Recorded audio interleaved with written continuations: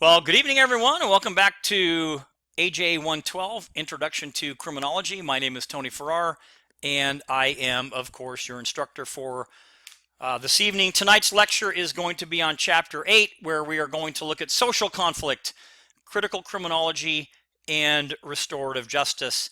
So, with that being said, let's just jump right into tonight's lecture. So tonight we're gonna take a look at not only critical criminology, and yes, we're going to define it, but we're also going to look at some of the core ideas behind it.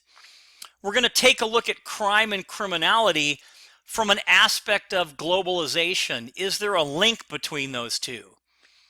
We're going to take a look at what's known as state organized crime. So not only are we going to define the concept of it, but we'll see how that fits into our lecture tonight, again, on social conflict, critical criminology, and this thing called restorative justice. We're going to take a quick look at the findings of critical research, including looking at some ideas on critical feminism. And then we'll wrap things up with a discussion on how this phrase, restorative justice, relates to what we call peacemaking criminology, but we're also going to define restorative justice because it is a kind of a newfangled concept, if you will. So the first slide that you've got in front of you is, of course, former President Barack Obama, but the link on there, and you don't have to watch this if you don't want to, but it takes you to a video where you have President Obama addressing the International Association of Chiefs of Police at one of their major conferences in the United States, talking about criminal justice reform. And it's a good video. I think you'll enjoy it. I certainly did, to hear his thoughts on what needs to be done to kind of make things better. So that's there. Now let's look at fact or fiction, that time in our lecture at the beginning where we kind of get our brains going and think about something that I may or may not cover, but here it is. Fact or fiction, is it illegal for the police to monitor people in public places with cameras and secretly record their activities? And we know there's a lot of cameras out there. And again, we'll see how this kind of weaves into our discussion tonight, but we've got pole cameras and body cameras and drones and cell phones and all this stuff. And how does all of this kind of fit in? So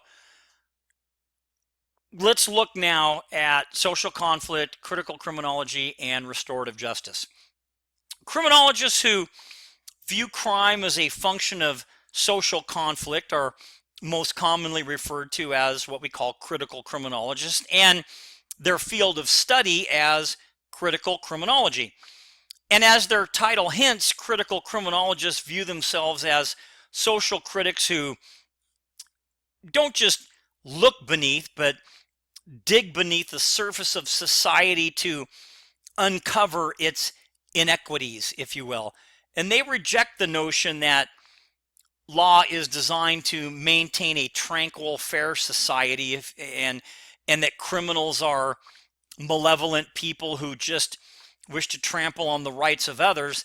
They believe that the law is an instrument of power and held by and wielded by or even administered by those who control society in order to maintain their own wealth or social position or class advantage, if you will.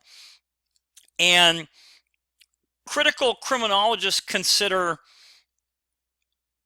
acts of racism and sexism and imperialism and unsafe working conditions, inadequate child care, substandard housing, pollution of the environment, and war making, etc., to be used as a tool for foreign policy, to be the true crimes, if you will. And the rage over unjust economic conditions more than actual crimes. Some groups in society, particularly the working class and ethnic minorities, is seen as the most likely to suffer oppressive social relations based on class conflict and racism, and hence to be more prone to criminal behavior. So contemporary Well, let me back up. The struggle for power and society, again, that law is an instrument of power held by those who control society. Okay, and critical criminologists, again, believe that the cause of crime can be linked to economic, social, and political disparity. And they consider things that are true crimes to be racism and sexism and imperialism and unsafe working conditions and childcare and substandard housing, which is kind of opposite to what maybe you and I might think are true crimes, if you will. So critical criminologists believe that the cause of crime can be linked to these economic, these social, and political disparity type things. Does that kind of make sense to everybody, I hope? Now, contemporary critical criminology tries to explain crime within an economic and social context and to express the connection between social class and crime and also social control. So these critical criminologists are concerned with certain issues. And let's take a look at some of these issues. They are, as it relates to explaining crime. So the first one would be the role of the government in creating a crimiogenic environment, if you will. The second one being the relationship between personal and group power and shaping of criminal law. The next one, the prevalence of bias in the justice system and in the way that it operates.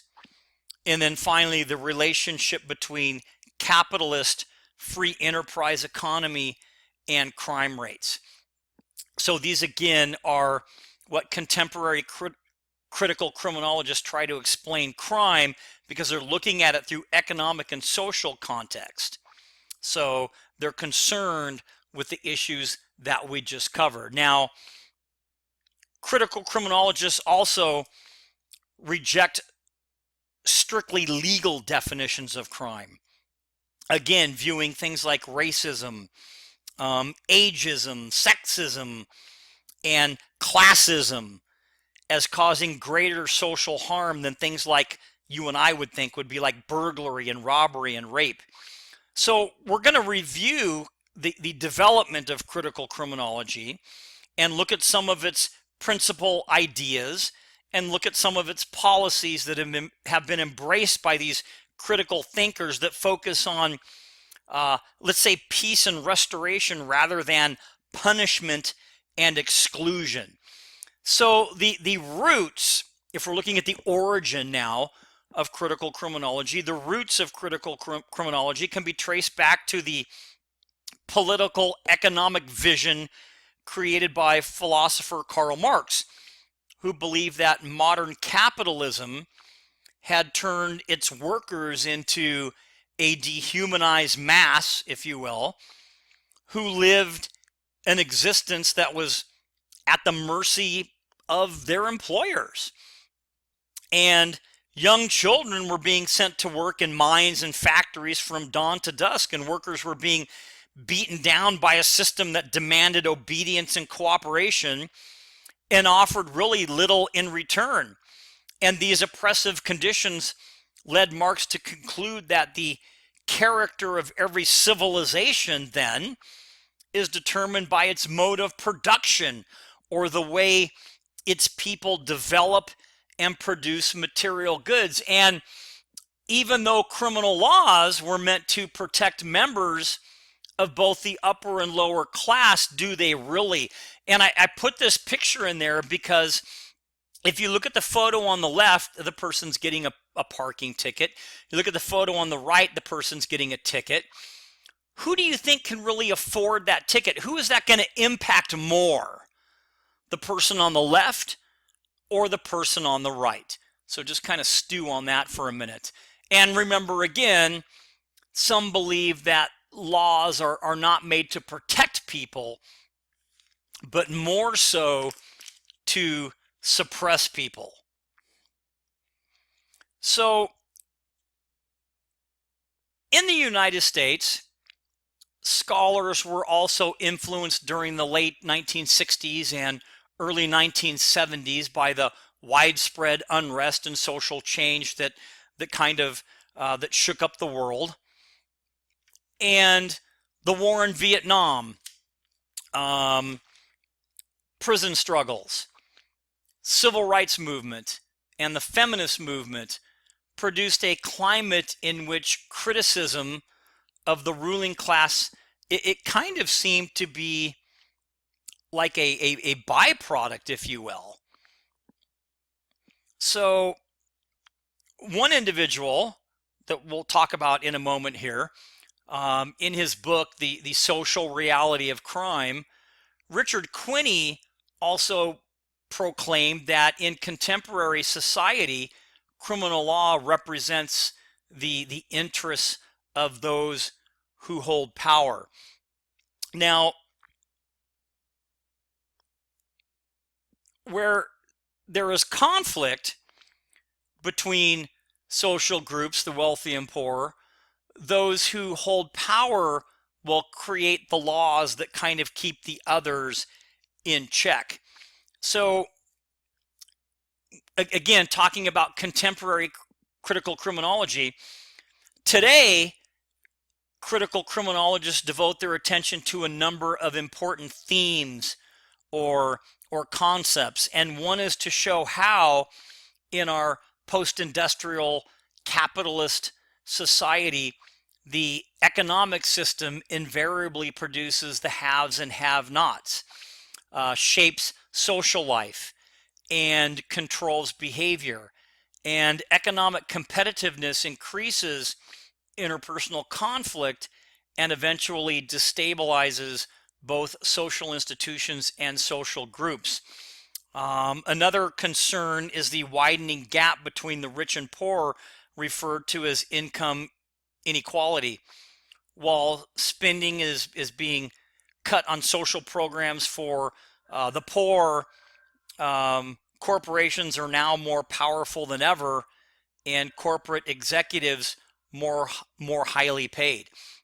So as we kind of look at this, again, we want to, we show the origins of critical criminology, and you can look at this tree right here, and you can see how things kind of feed into the realm of social conflict. But again, we want to note that today's critical criminologists really do devote their attention to these different important themes and concepts, and the justice system as well, the inequality there.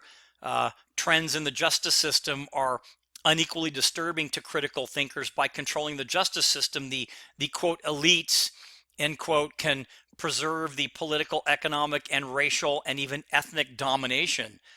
So kind of an interesting wide variety of things that fall into the realm of this contemporary critical criminology.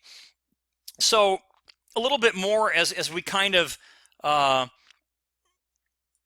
move forward here, and let's look at a little bit more of the justice system and the possibility of inequality. Trends in the criminal justice system, again, are equally disturbing to critical thinking. By controlling the justice system, again, the elites can preserve the political, economic, and racial and ethnic domination.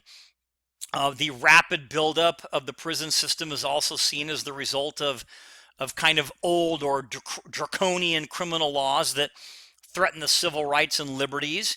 The death penalty, the three strikes law, and especially the decades-long war on drugs has resulted in hundreds of thousands of people being incarcerated, most of whom are poor and powerless minority group members. Critical thinkers criticize the use of this mass incarceration as a crime control device, fearing that it has some racial overtones. So there are, without going through the debate on the death penalty or something like that, there's pros and cons. But again, these are some of the underlying things that those critical criminologists look at. And I left a couple of different things up there for, whether it's the death penalty, we're talking about Prop 184, Prop 36, some of the different propositions, so you can see how people voted. And then you have to kind of think about, how do you even define a crime? So, a crime for us, by legal definition, is any act or omission that violates a law which results in a punishment. And the punishments can range from payment of a fine to incarceration in jail, or even death, depending upon the crime. And the level of the offense, or severity, if you will, or of the crime, will usually be set kind of in proportion or equal to the severity of the crime. Well, according to critical theorists, crime is a more of a political concept designed to protect the power and the position of the upper classes at the expense of the poor.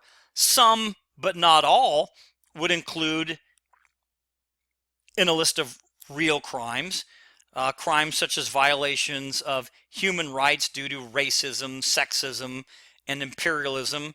And other violations would include things like human dignity, or physical needs or necessities. And the picture that you're looking at now would be something that would be more on the lines of capital punishment, the different types of capital punishment that could be drawn from the death penalty. And again, we look at crimes kind of simply as robbery and burglary and carjacking and these high crimes, where critical criminologists kind of look at things a little bit different. More of the social aspect involved, homelessness and drug abuse, and the right to express your opinion, or gather or protest, etc. These are all things that critical criminologists would probably look at.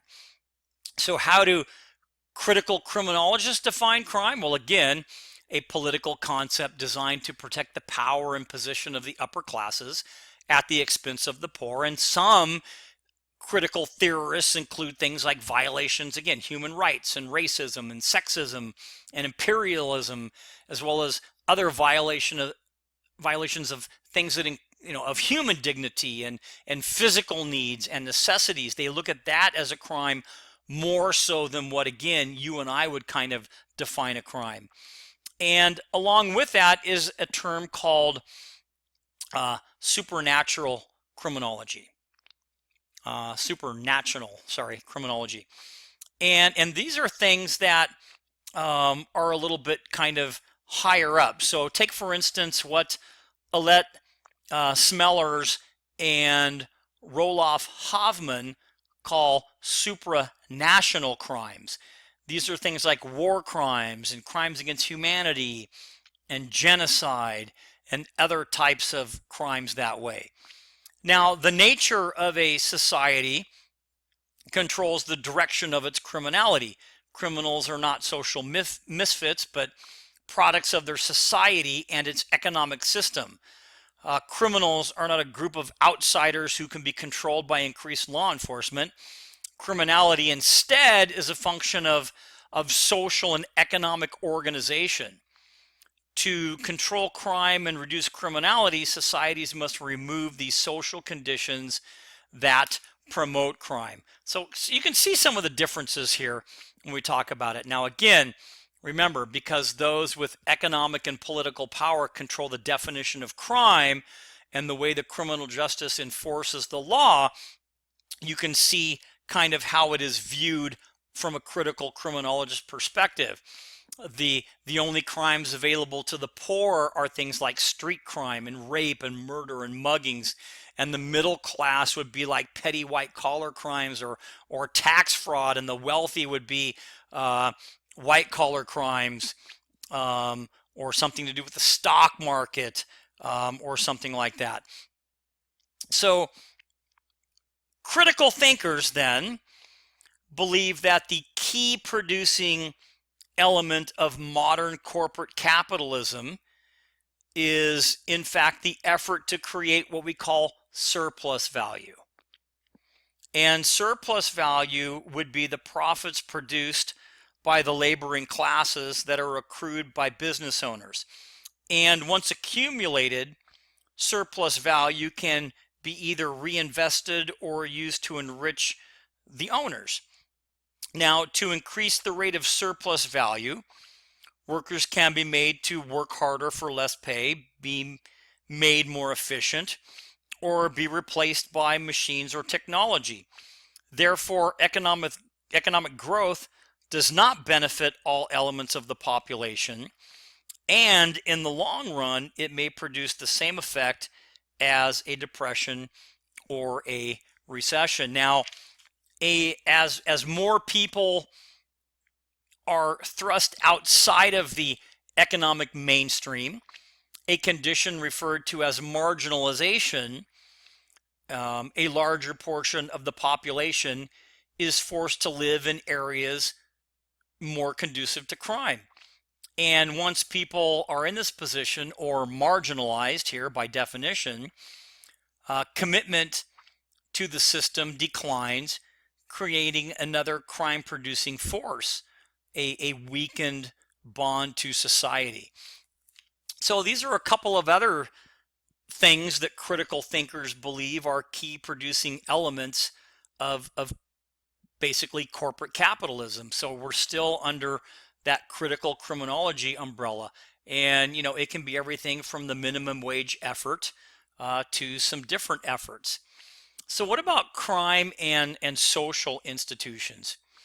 Well, critical thinkers often focus on contemporary social institutions to show how they operate as instruments of class and racial oppression.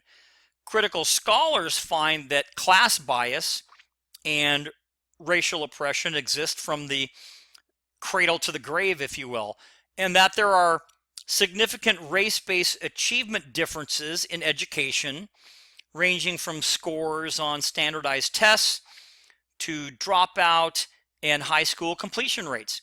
And there are high schools, mostly in poverty-stricken inner-city neighborhoods, where the high school completion rate is 40% or less, and these are referred to as dropout factories. Now, there are about 1,000 of these failing schools in the United States, and although they represent a very small fraction of all public high schools in America, they account for about half of all high school dropouts each year. So another definition for us to kind of remember is dropout factories and how this plays into the role of critical criminology. What about globalization? Well, globalization, which usually refers to the process of creating transnational markets and political and legal systems, has shifted the focus of critical inquiry to a world perspective. Globalization began when large companies decided to establish themselves in foreign markets by adapting their products or services to the local culture. The process took off with the fall of the Soviet Union, which opened new European markets. The development of China into a super industrial power encouraged foreign investors to take advantage of China's huge supply of workers. Capitalists hailed China's entry into the World Trade Organization in 2001 as a significant economic event. But sometimes these critical criminologists, when you look at globalization, they do see the threat to the world economy. Growing global dominance benefits the wealthy, and increasing vulnerability of indigenous people and non-democratic operation and influence of the international and financial institutions. So is there a downside, if you will, to globalization? Well, some experts believe globalization can improve the standard of living in third world nations by providing jobs and training, but critical theorists question the multinational corporations and their motives when it comes to exploiting natural resources, or avoiding regulations, or taking advantage of desperate workers, etc. So you can see how the globalization piece kind of plays in there. So while Mainstream criminologists focus on crimes of the poor and the powerless. Critical criminologists also focus their attention on the law violations of the powerful. And one of these is referred to as state organized crime. And these are acts defined by law as criminal and committed by state officials, elected or appointed, in pursuit of their jobs as government representatives. And their actions or failure to act amount to violations of criminal law that they are bound to uphold. So some of the most controversial ones, or among the most controversial claims made by critical criminologists, are those linking the United States to state organized crime and violence. And those who study state organized crime argue that these antisocial behaviors arise from efforts to either maintain governmental power or to uphold the race, class, and gender advantages of those who support the government. So we're going to look at a couple of different viewpoints from state organized crime perspective as it relates to critical criminology. So the first we'll take a quick look at would be illegal domestic surveillance. In 2013, a leak of documents stolen from the National Security Agency, or the NSA, by contract employee Edward Snowden set off an international firestorm. Among other things, Snowden's documents revealed that the NSA had programs that gave it access to a vast quantity of emails, chat logs, and other data directly from the internet companies, including companies like Google and Facebook and Apple. Now, Snowden revealed that the NSA was collecting millions of emails and instant messages, contact lists, searching email content, and tracking and mapping the location of cell phones. And the NSA was shown to be secretly tapping into Yahoo and Google data centers to collect information from hundreds of millions of account holders worldwide by monitoring undersea cables. So this is one of those criminal acts committed by government officials when we talk about state organized crime that critical criminologists have an issue with. The second would be human rights violations. So some governments, such as Iran, routinely deny their citizens basic civil rights, holding them without trial and using disappearances and summary executions to rid themselves of political dissents. So these are, again, human rights violations are important. Is it possible that such or similar human rights violations occur in the United States? Well, some critical criminologists would agree, especially those concerned with operations of the justice systems. A lot of different policies or things that happen within the United States are being questioned by these critical criminologists when it comes to human rights violations. State corporate crime. This type of state organized crime is committed by individuals who abuse their state authority or who fail to exercise it when working with people and organizations in the private sector. For example, a state environmental agency may fail to enforce laws, resulting in pollution of public waterways or airways. State violence. Sometimes nations engage in violence to maintain their power over certain groups. Army or police officers form death squads, if you will, or armed vigilante groups that kill suspected political opponents or other undesirables. And these groups commit assassinations and kidnappings using extremely violent methods to intimidate the population and deter political activity against government. So these are just some of the other criminal acts committed by government officials, not necessarily in the U.S., because some of the examples I used were outside of the U.S. I put in a link to the Patriot Act because this, again, is one of those things that fall under domestic surveillance, and whether or not you think that that's something that would be, kind of important. Before 1990, Most lawyers and judges thought that wrongful convictions were, in fact, extremely rare. The use of DNA profiling to exonerate factually innocent, wrongful convicted prisoners made it clear that this is, in fact, a regular occurrence. So, DNA is another important thing.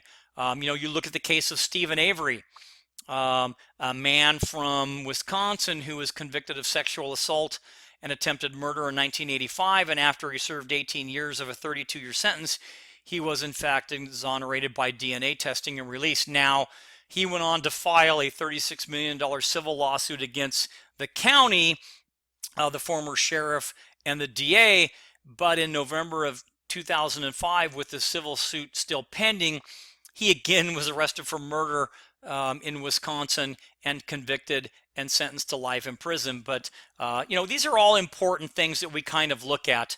And I threw him in here just for a little bit of conversation. And when they looked at his case, as we start to look at a couple of different things here, and we're going to move into what we call instrumental and structural theory in just a minute, there were a lot of issues that were cited in this particular case in Wisconsin.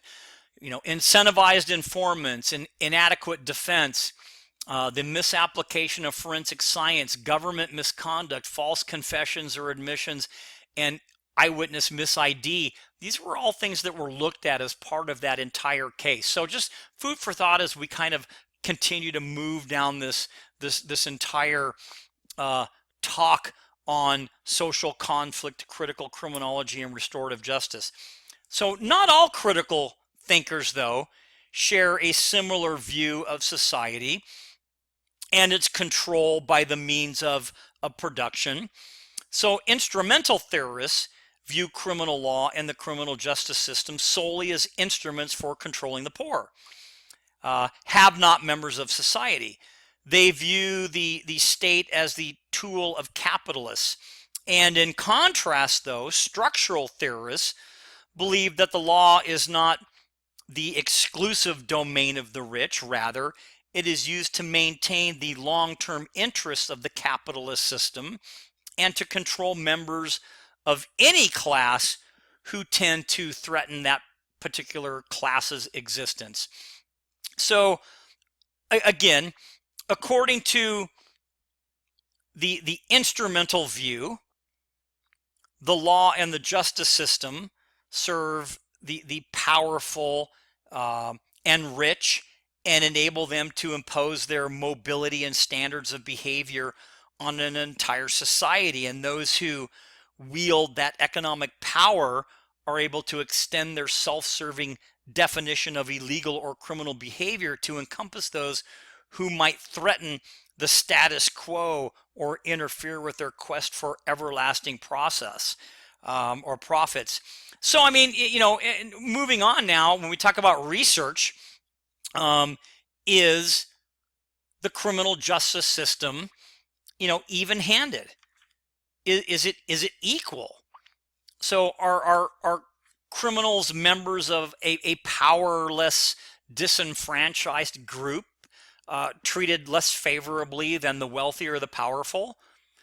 Those convicted of crimes tend to receive higher sentences if they meet a certain criteria, like single or young or urban or male, from that of a dangerous class. Is there really a difference? So research has found that jurisdictions with significant levels of economic disparity are also the most likely to have large numbers of individuals killed by police.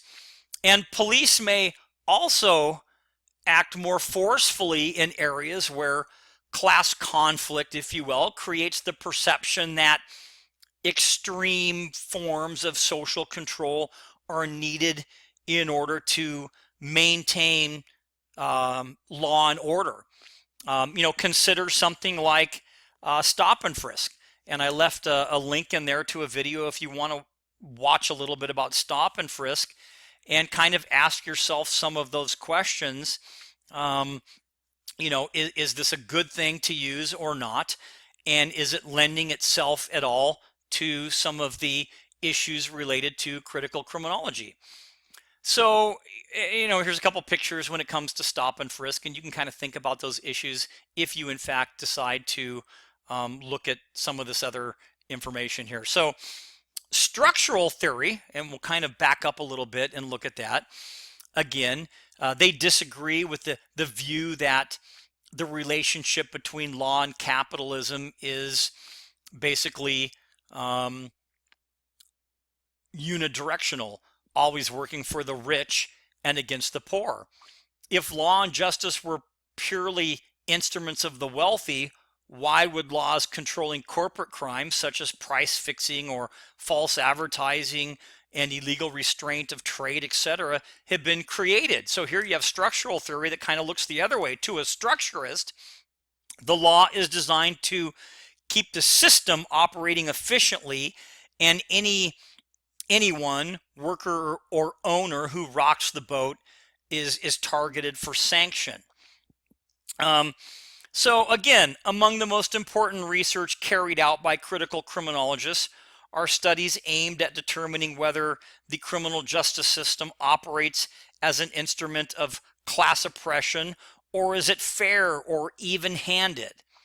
And critical researchers have found some evidence that at every stage of of justice, criminal members of powerless, disenfranchised groups are treated less favorably than those that are wealthy and powerful, and those convicted of crime tend to receive stricter sentences if their personal characteristics, single, young, urban male, show them to be members of these dangerous classes that we kind of put them in.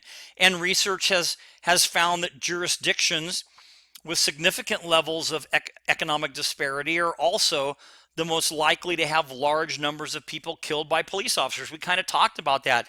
And as we move into now kind of talking about race and justice, critical research also shows that racial bias is present in the justice system, beginning with police contact and continuing through arrest, prosecution, and sentencing.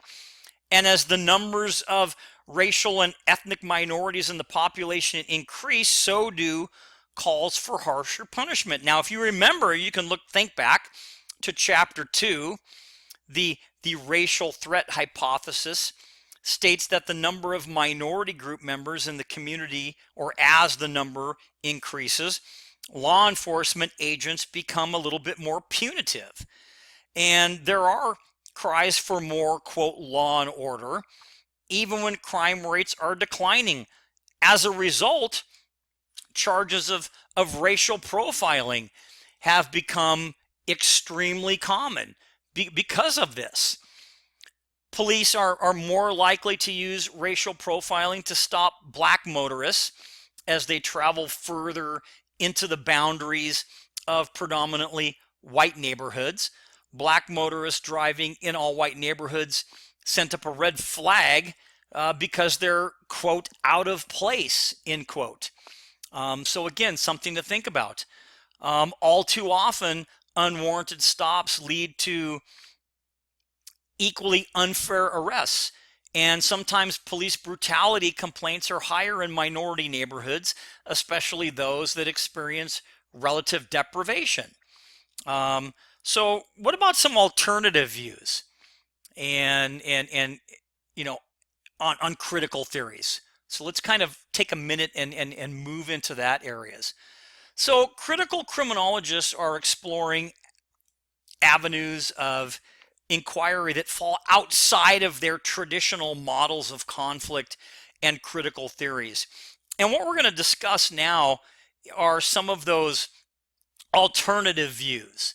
And the first one is what we call left realism. So some critical scholars are now addressing the need for the left wing to respond to the increasing power of the right-wing conservatives. They are troubled by the emergence of a strict law and order philosophy, which has as its centerpiece a policy of punishing juveniles severely in adult court. And at the same time, they find the focus of most left-wing scholarship, the abuse of power by the ruling elite, too narrow. It is wrong, they argue, to ignore the inner city gang crime violence, which often targets poor people. The approach of left realism is most often connected to the writings of British scholars John Lay and Jock Young. In their well-respected 1984 work, What is to be Done About Law and Order, they reject the utopian views of idealists who portray street criminals as revolutionaries. They take the more realistic approach that street criminals prey on the poor and the disenfranchised, thus making the poor kind of doubly abused, if you will, first by the capitalist system and then by members of even their own class, their own group. So again, kind of a different thing. So by definition, left realism, an approach that views crime as a function of relative deprivation under capitalism, that favors pragmatic community-based prevention and control. We'll take a minute to talk about critical feminist theory. So critical feminist theory, or critical feminist writers, have attempted to explain the cause of crime, gender differences in crime rates, and the exploitation of female victims through a gender lens. Critical feminism views gender inequality as stemming from the unequal power of men and women in a capitalist or postmodern society. And some of the most important issues focused on by critical feminist criminologists include the role of masculinity in creating female victimization, the exploitation of women in the workplace, and the unequal treatment of men and women in the justice system. There is also concern about the role of media in demonizing girls and women of color. So, that's just kind of a quick overview on that, because we want to move into power control theory and then quickly finish up with restorative justice. So, John Hagen and his associates have created a critical feminist model that uses gender differences to explain the onset of criminality. And Hagen's view is that crime and delinquency rates are a function of two factors. The first, class position, power, and family functions or control. And the link between these two variables is that within the family, parents reproduce the power relationships they hold in the workplace. A position of dominance at work is equated with control in the household. And as a result, parents' work experience and class positions influence the criminality of children. So again, crime and delinquency are functions of class, which is power, and family functions, control.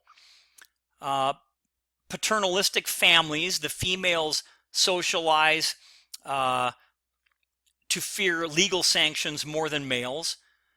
Role exhibit behaviors. Girls may tend to break away, and then females have more freedom and a less need to enact deviant roles exists.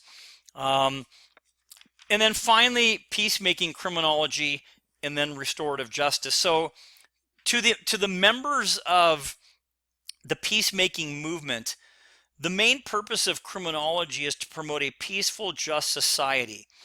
And rather than standing on empirical analysis of data, peacemaking draws its inspiration from religious and philosophical teachings ranging from Quakerism to Zen. Today, advocates for peacemaking try to find humanistic solutions to crime and other social problems rather than punishment and prison. They advocate such policies as mediation and conflict resolution. They reject the vocabulary that social problems should be met with the war on drugs, which they view obviously as a social problem. Instead, peaceful and collaborative solutions can be found for social problems ranging from things like narcotics addiction to, let's say, climate change. So again, I wrote these up and put them in a chart so you can look at them, because I know that's a lot of information that I'm giving you, but this way it kind of breaks it down to the major premise, the strength, and even the research focus. And then finally, we're going to end with this thing called restorative justice. Now, at its core, all of the branches of social conflict theory is the fact that conflict causes crime. And if conflict and competition in society should somehow be reduced, it is possible that crime rates could fall. Some critical theorists believe this goal can be accomplished only by thoroughly reordering society so that capitalism is destroyed and a socialist state is created. And others call for a more practical application of conflict principles. Nowhere has this been more successful in applying peacemaking principles than in the criminal justice system. Now, rather than punish law violators harshly and make them outcasts of society, peacemakers look for ways to bring them back to the community. And this peacemaking movement has adopted a non-violent method applied to them, which is known as restorative justice. Springing from both academia and the justice system, the restorative justice approach relies on non-punitive strategies for crime prevention and control. So the term restorative justice is often hard to define because it encompasses a lot of other programs and practices. And according to a leading restorative justice scholar, Howard Zehr, restorative justice requires that society address victims' harms and needs, hold offenders accountable to put those harms, or to put right those harms, and involve victims and offenders and communities in that process of healing. So it's kind of an interesting concept. We have to redefine crime as conflict among offender, victim, and effective constituencies. And part of this thing is this sentencing circle, and we'll get to that in a minute. So again, this individual maintains that the core value of the restoration process can be translated into respect for all, even those who are different from us, even those who seem to be our enemies. At its core, he argues that restorative justice is a set of principles, a philosophy, an alternate set of guiding questions that provide an alternative framework for thinking about wrongdoing.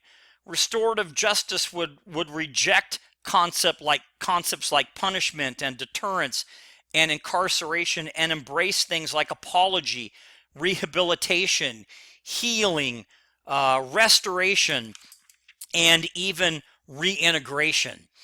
So again, it's a method of correction that encourages offenders to confront their misdeeds, if you will, and experience shame because of the harm they've caused, and then be kind of reintegrated or re-included into society. So it's kind of an interesting concept.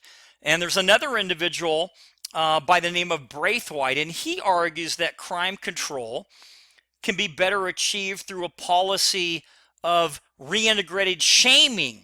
And here the disapproval is extended to the offender's evil deeds, while at the same time they are cast as respected people who can be kind of reaccepted into society. A critical element of reintegrative shaming occurs when the offenders begin to understand and recognize their wrongdoing and shame themselves.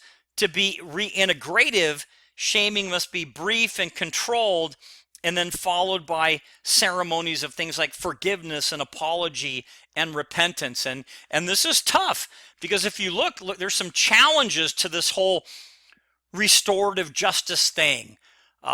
Political movement or treatment process, which one is it? Being wary of cultural and social differences. There's really no single definition of this thing. Being able to balance the needs of offenders and victims, and the benefits may only work in the short term. So these are all things that have to kind of be thought of in this entire thing. And then finally, I talked about the sentencing circle, and I want to go back to it and give you the definition. This is a peacemaking technique in which offenders, victims, and other community members are brought together in an effort to formulate a sanction that addresses the needs of all. So a new process, this whole process of restoration, again, and restorative justice is kind of a new concept. But hopefully you've kind of learned something out of this. The last video I have talks about kind of an offshoot, if you will, of restorative justice. And these are a lot of things that are coming around in policing now, called re-entry programs. And re-entry programs are made to take those that have been within the prison system, if you will, and bring forth resources to reintegrate them into society. And the video is kind of an interesting one because there, while it's funny, of course, sure, but there are some aspects that are actually true that talk about, are these reentry programs actually working or not? Okay, so we made it within our 60-minute guideline. That's good. There was a lot of information. Again, don't forget to take a look at the key terms at the end of the chapter, and also in Canvas, and also look at the critical thinking questions to kind of keep your brain going to help you answer some of those things or add extra content to what we've been talking about. So that will be the end of our chapter lecture, and again, a lot of information, but until next time.